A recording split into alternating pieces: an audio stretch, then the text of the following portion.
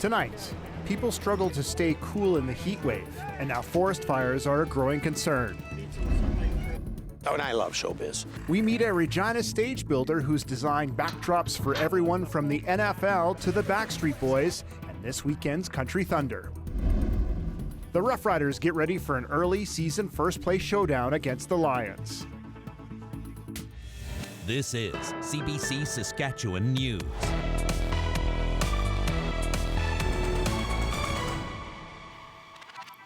It's Thursday, July 11th, and welcome to the CBC Saskatchewan News. Good evening, everyone. I'm Dan Plaster. The heat wave continues across the province. Today has been the hottest day so far. Many people are struggling to stay cool, and now wildfires are a growing concern. Pratush Dayal has the latest. Nothing at all. No place to go. I'm on the street. Rosalie Schroeder is thankful for this cooling center when it's 33 degrees outside. Winter is hard. It's hard. Trying to drink water this morning. I couldn't do it. Couldn't sleep just for 2 nights. Still yet my back is sore. I have no place to go. And Schroeder is not alone.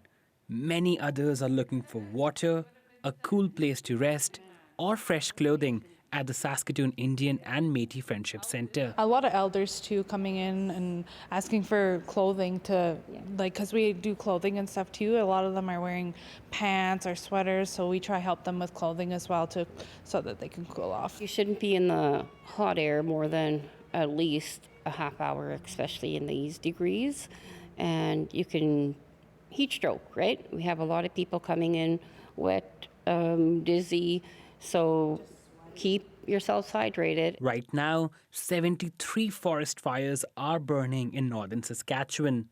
There's also a ban on open fires, controlled burns, and fireworks. While flames are not threatening communities yet, the smoke is getting worse. Right now, it's more of a smoke situation in northern Saskatchewan. We're getting a lot of smoke. Not all of it is local. A lot of it's coming from northern Alberta, BC. So we are at a very high smoke index in our communities right now. Meanwhile, anyone working outside is advised to take breaks and drink water because heat stroke is a real concern. Central Urban Métis Federation has set up misting tents and is handing out food, ice packs and water bottles. We have lots of water, so they can have all the water that they want, or ice cream, or we have freezies for them to take, so when they leave here, they've got a place that they can still have that cold freezy. Luckily, relief is just around the corner as temperatures are expected to fall going into the weekend. Pratish Dayal, CBC News, Saskatoon. The City of Regina has released its annual list on how much city employees were paid. Our Alexander Kwan dove into the numbers, and he found an interesting anomaly.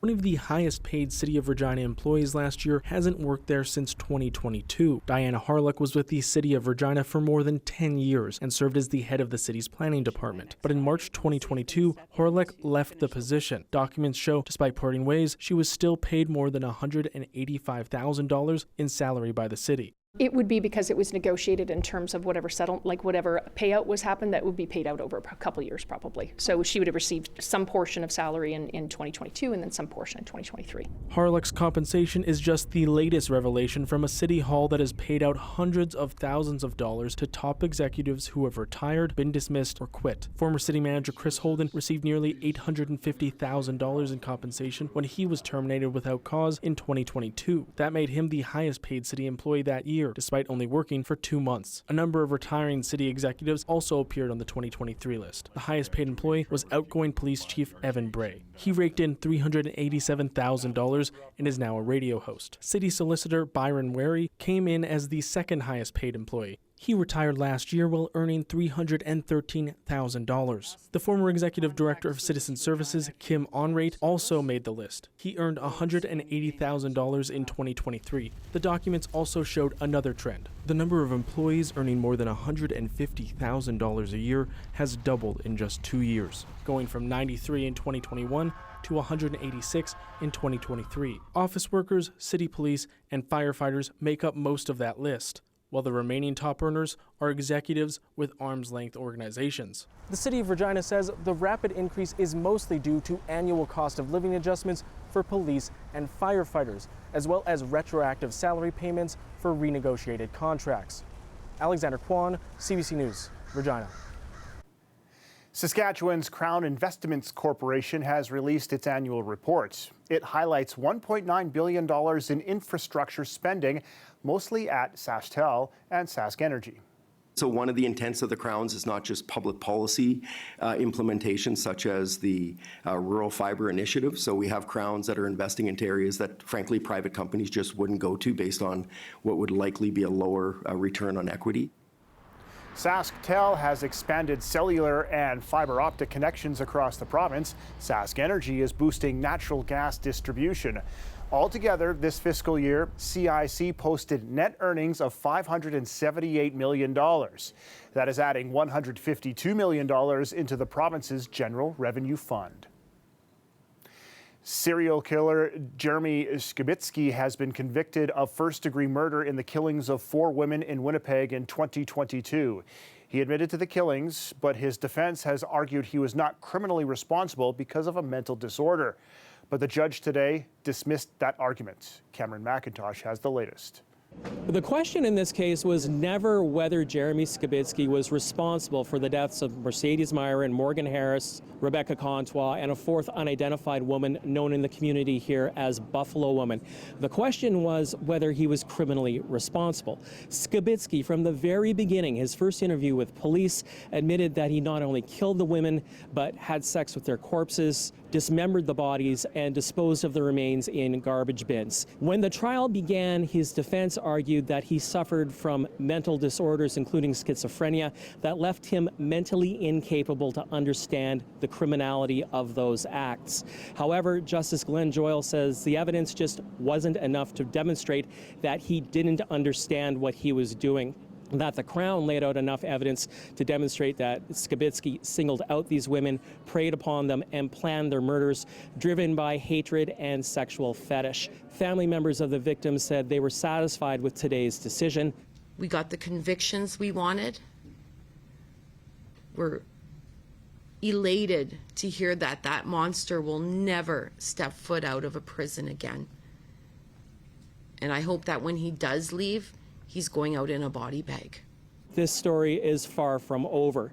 It's believed that the remains of at least 2 of the women are in a landfill north of Winnipeg. The provincial government has agreed to search for those remains. Preliminary work is underway. The family members of the victims say they won't rest until those remains are recovered. Cameron McIntosh, CBC News, Winnipeg. If you are affected by reports and issues involving missing and murdered Indigenous women and girls, you can call the national hotline at 1-844-413-6649 for immediate assistance and crisis support 24 hours a day, every day. There was a special gathering at the Regina Cenotaph today. A pedestal honoring war brides was unveiled. Family members and dignitaries came to celebrate the women who crossed on the ocean to join their husbands and start a new life in Canada. The president of the Canadian War Brides and Families Organization also praised 2 war brides in particular who fought to preserve the legacy of other war brides alive. It's been a sad occasion. We lost our Auntie Jean, a founder, and a week later we lost Doreen Kamek, who was the founding member of the Alberta War Brides. Both were 97 years of age, and both had contributed so much to make sure that this goes on. And so now I send out a message that we, as the families of the War Brides, don't forget them. And this wonderful pedestal is going to be a memory and a place for people to come and see exactly who they were. The new pedestal was built with provincial grant money. Minister Laura Ross says war brides made long-lasting contributions to their Saskatchewan communities and should never be forgotten. You nasty aphids beware. The ladybugs are coming for you. Regina held its annual ladybug release at Victoria Park today. City staff gave out 200,000 of the pest predators to release in the park or at home. CBC was there to hear from kids helping out. How many? 72. Oh, there you go. 2 then. Thank you. And do you want a lace wing for your garden? Yes, please. Yes, there you go. All right, do you have a child at home? Yes. There you go. Like the black dots and the colors, they're really pretty and they're really tiny and cute. They eat aphids on your tree, and aphids eat leaves, and they protect your garden from also aphids. They're a very voracious predator. They actually eat the aphids that are affecting our elm trees around the city, and so a ladybug in its lifetime will probably eat somewhere between 2,500 to 5,000 aphids in a single lifetime, and so spreading out 200,000 ladybugs will probably give us about 1 billion aphids that we're going to try to control. Honey, look! Because they're so cute. Yeah. And my favorite color is red, and they have a red on their back. I love ladybugs because they don't hurt you, but sometimes they do pee on you, and it does not feel good. There's a big difference in the air between Monday and today in Saskatoon. Gone was the hazy smoke, replaced with blistering heat. There are many ways one can keep cool, and even a nice river walk helps. Tyreek Reed will be back after the break to tell us if the heat sticks around this weekend.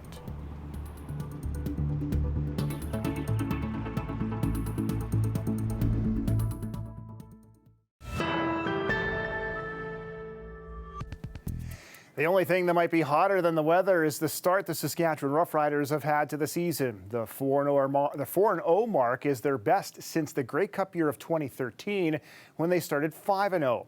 Saturday night, they will be put to the test. The Green and White will head west to take on the 4-1 BC Lions with first place on the line. The Leos have a high-octane offense led by quarterback Vernon Adams. The Riders may have an ace in the hole in defensive back Marcus Sales. He is very familiar with BC after spending the past 3 seasons there. I'm excited just to be able to go against them. You know, they got some great players. You know, a lot of them still my boys that I talk to, here and there, and I think it's going to be a good game. It's just going to be a good game of 2 good teams, battling for the West, and we're going to see who comes out on top. Just the competitive nature of me. I love going against great competition, especially that team, just because I just left from there. But at the same time, we're building here, and we have a good team here. We're going to be ready with all the film that we're about to watch about them, and just limit all the explosive plays that they like to do. So. It's been a tough week on the field for the players at Mosaic Stadium with temperatures in the mid-30s, and it makes it even hotter on the artificial turf field. But playing in Saskatchewan, you do have to deal with all the elements. Heck, we had to deal with wind and freezing cold, so a lot of the guys, they come from an atmosphere like this, so a lot of guys were happy with that. But, as we get, not this week, we'll be indoor, but certainly the following weeks, we expect weather like this, so it gives us an opportunity to kind of train our bodies to prepare ourselves for those situations. Kickoff from BC Place is Saturday night at 5 o'clock Saskatchewan time. The Riders return home next Friday night as they host Winnipeg. The weather update is brought to you by Capital GMC Buick Cadillac, proud partner of the Saskatchewan Roughriders.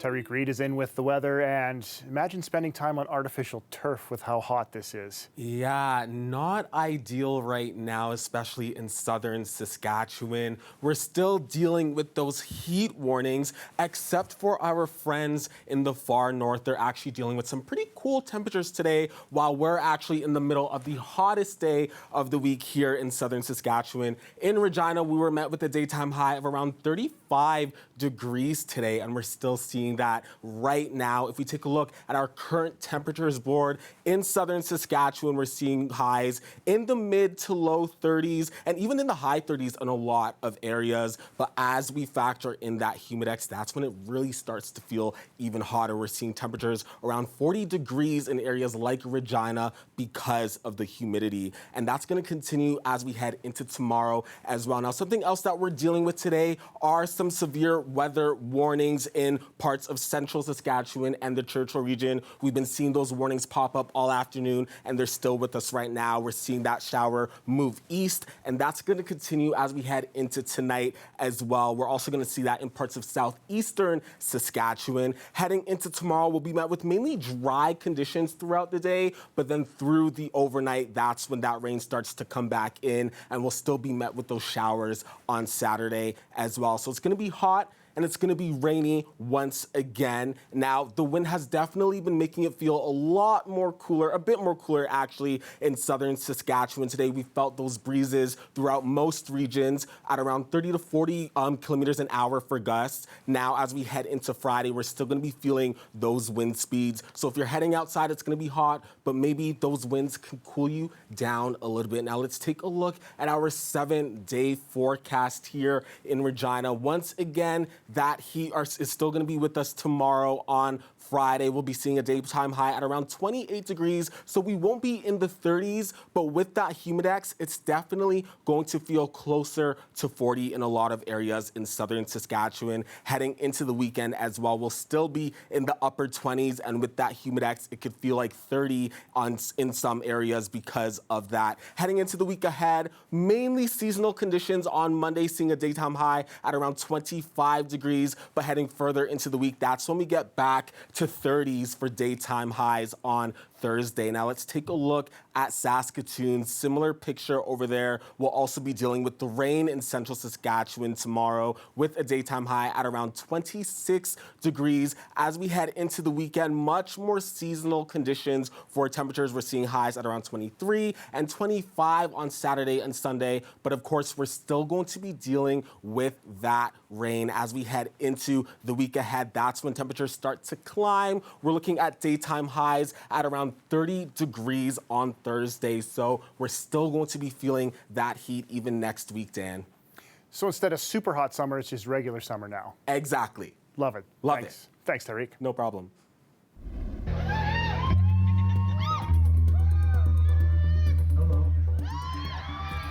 Well, hello, Shaky Graves. The talented roots rocker hit the main stage last night at Jazz Fest in Saskatoon.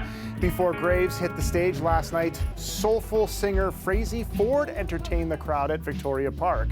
Jazz Fest continues tonight with Johnny Reid hitting the stage, and it finishes Saturday nights with Melissa Etheridge.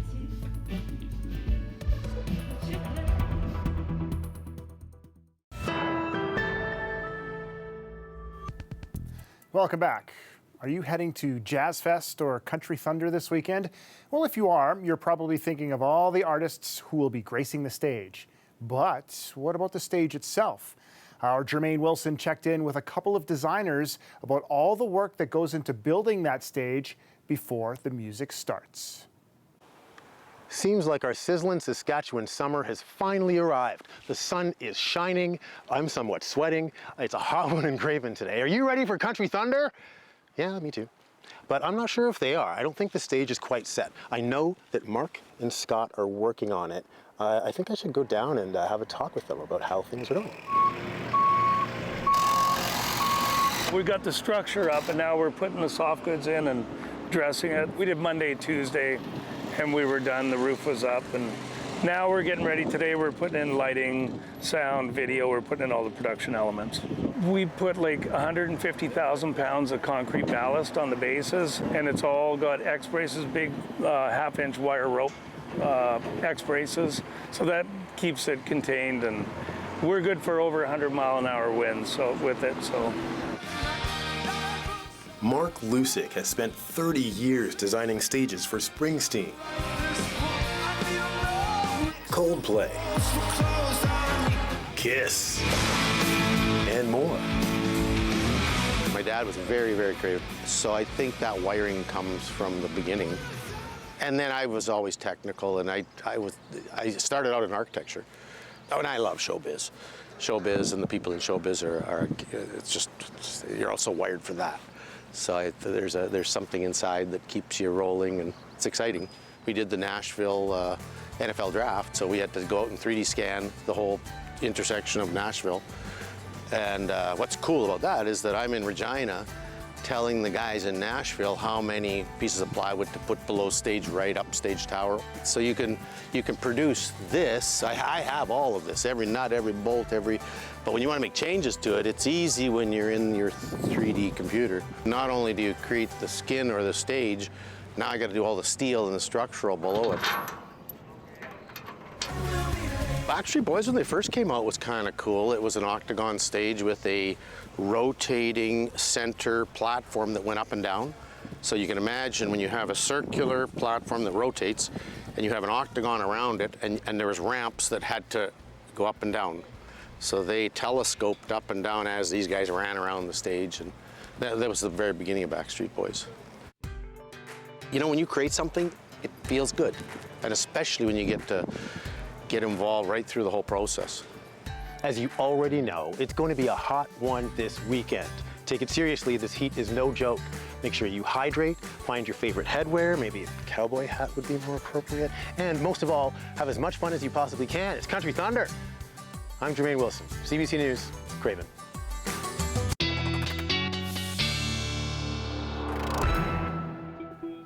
Tyreek is back with one last look at the weather.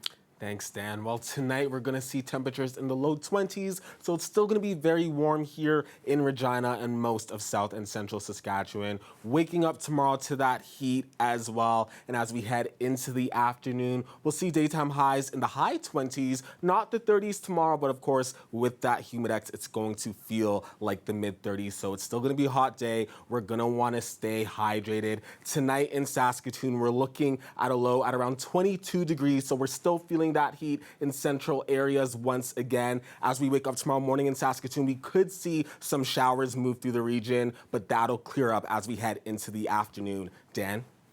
All right, thanks, Tariq. No problem. Living in a long-term care home can be a big adjustment for many people, but at Sherbrooke Community Centre in Saskatoon, residents say having some furry friends helps a lot. Whoa. Well, certainly a sense of function, like there's something for us to do. Like it's not just healing here, it's also, well, it's not just healing of the body, it's also healing of the soul. And the animals help us heal our souls.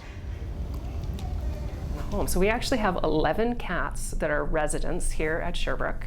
We have probably about 15 birds, 2 guinea pigs, and right now we are hosting some foster kittens from Street Cat Rescue here in Saskatoon. So this is little Julio, who is kind of running around me. He's the last of his litter to be adopted from our fostering program here at Sherbrooke. And as we get older, sometimes our medical takes over and we lose all of those things that make us us. And so having animals here just helps to really cater to those people that remain animal lovers, even though they need long-term care. You know, I've heard people come to the art studio and say that they are reminded of animals that they've had in the past, or they didn't think that they'd have relationships with animals again after moving to long-term care. So that companionship is so important, and I've seen Arlo just be a friend and also a recruiter to the art studio. So there's just real examples of people, you know, being invited to the art room. Hey, do you want to come today? Maybe not. Arlo's here. Okay. That's all we have for you tonight. Of course, for news anytime, head to our websites at cbc.ca/Sask or /Saskatoon. And of course, you can watch it again on our CBC YouTube channel. That's all for us tonight. We'll see you tomorrow at 6.